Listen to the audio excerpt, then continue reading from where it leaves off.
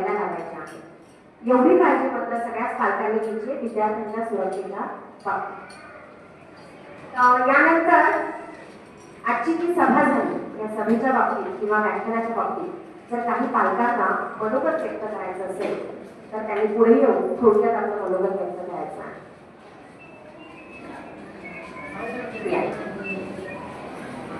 शिव पगारे आपलं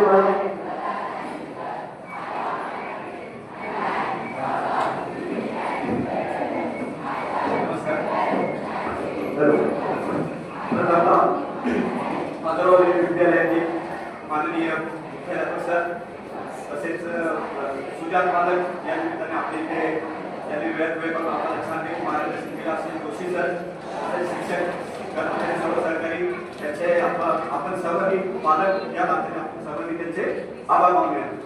तर या नात्याने म्हणजे या पालक सभेच्या निमित्ताने मी इतकं सांगू इच्छितो की यांनी आपल्याला जे काही आपल्या विद्यार्थ्यांसाठी मार्गदर्शन केलेले आहे तर याचे नियोजन आपण पालक हे नक्कीच करूया. याबद्दल काही शंका नाही. आपण त्यांना हे पण करूया.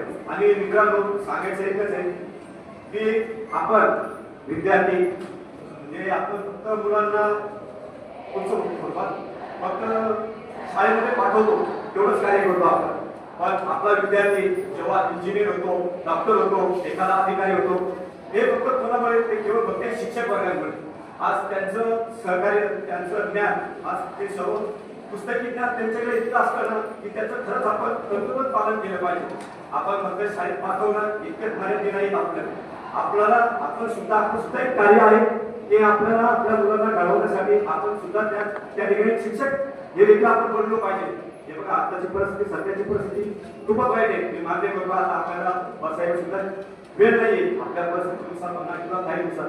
पण आता आपण इथे शांतता राखली त्याबद्दल ते वेळ व्यक्त करतो. तसेच माझा सर्व शिक्षक वगैरे त्यांचे आभार मानतो. महिलांकडून कोणाला यायचं मनोगत व्यक्त करण्यासाठी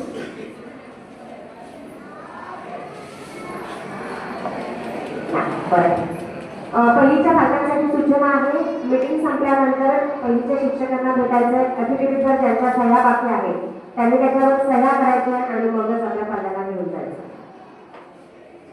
यानंतर कार्यक्रमाच्या शेवटाकडे येऊया. मी माझ्या सहकारी शिक्षिका सौ भाग्यश्री दंबाडे मॅडम यांना विनंती करते की त्यांनी आभाराचं काम करावं.